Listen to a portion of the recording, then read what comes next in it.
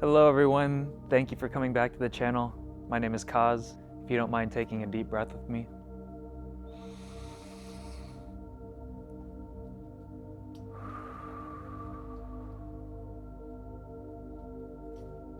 Thank you.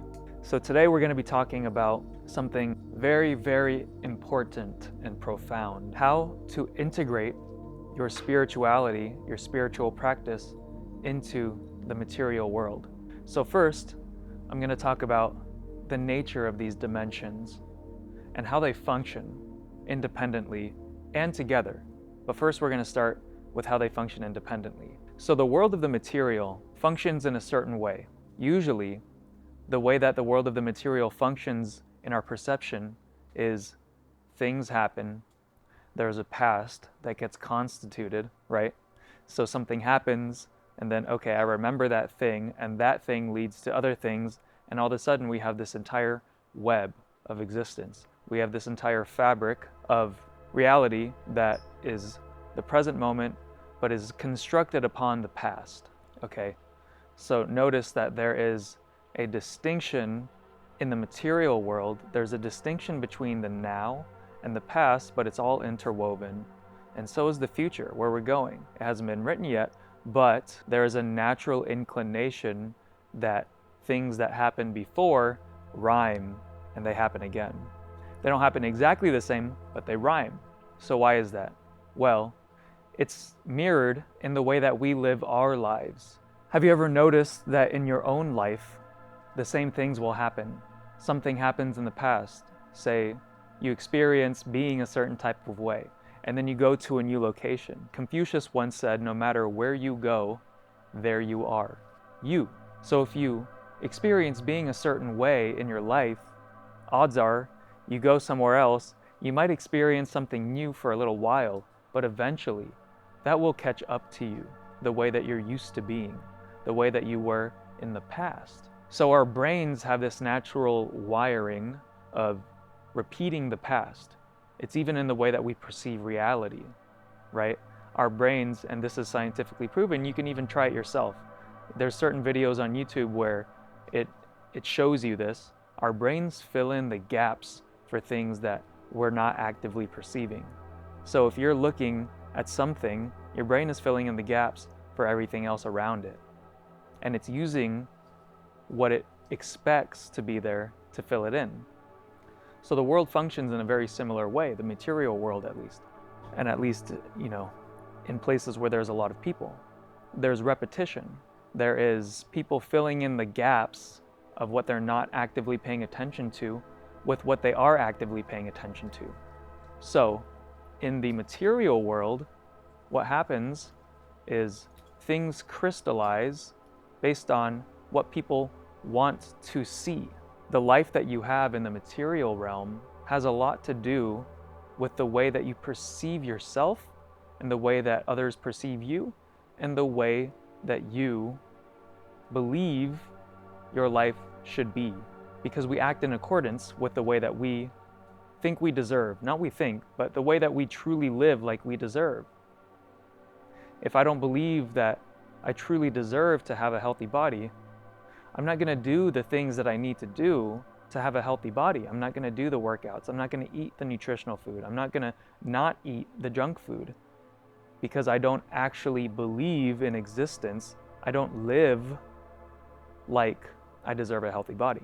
In the spiritual world, in the five-dimensional reality, in the quantum realm, right? It doesn't matter what branch of study you look at it from.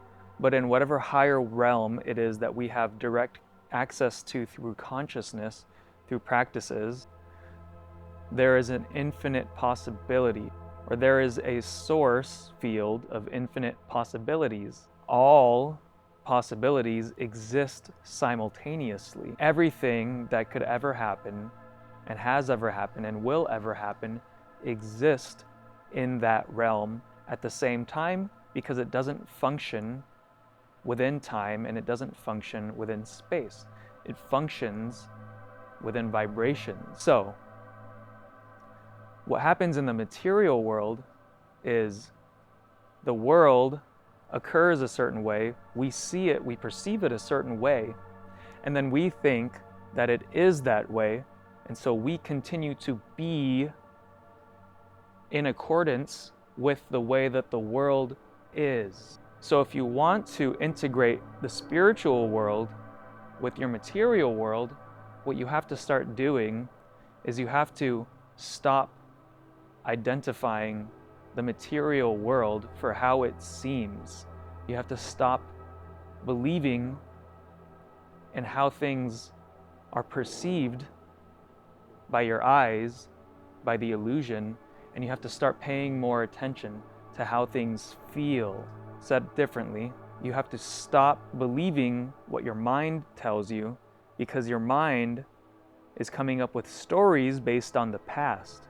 And you have to start tapping into your heart, because your heart is the space of creation. You see, your mind is a great servant, but it's a terrible master.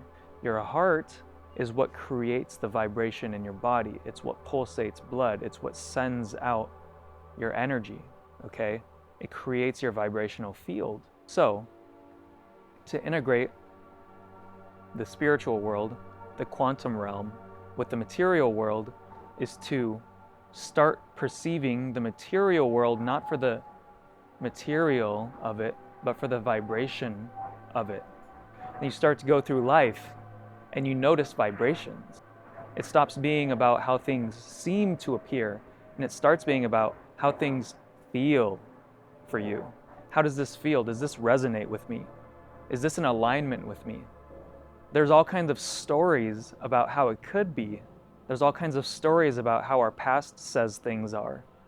But those things are all irrelevant. You see, in the quantum realm, it's the eternal present moment. In the material realm, everything is a product of the past. So to truly integrate the material realm with the spiritual realm, you have to be able to see past the appearance. You have to be able to see past the illusion and understand that it takes a certain amount of time to crystallize a possibility into material reality. Once you can observe a potentiality that exists in the quantum realm, so this looks like visualization. This looks like capturing a feeling tone. This looks like, I want to feel free. I want to have freedom in my life. So I'm going to visualize something that makes me feel free. And I'm going to send that feeling tone of freedom out into the universe. And I'm going to receive that reflection, but you also have to be open to receiving it. Many times we block out the reception of our manifestations because it doesn't align with our past selves. So we also have to do the work to clear out whatever might be in the way in between us manifesting the highest version of our existence and whatever it is that the past has led to us being now. See, this is why it's so important to stop identifying with the ego and to learn how to identify with the awareness, to learn how to identify with the ever-present moment, to learn how to identify as that which is aware of the self and not the self itself. And this is really tricky because it never goes away. There will always be ego. And the ego is constituted just like the present moment in reality, right? In physical reality, where it's all constituted by the past. See, the ego you have right now is constituted by the past that you've had before.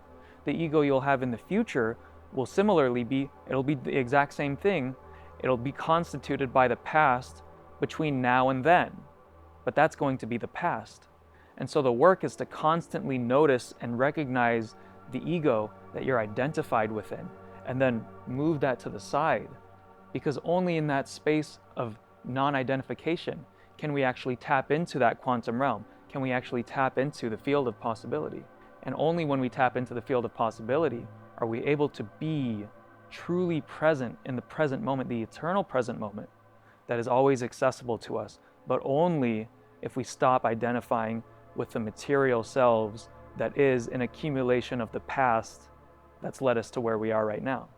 So to truly integrate your spirituality with your materiality is to continually do the practice, but also to continually self-generate the experiences that you want to experience in this reality. instead of becoming resigned to the way that things appear to be. If you're resigned to the way that things appear to be, guess what? You're sending out a feeling tone of resignation.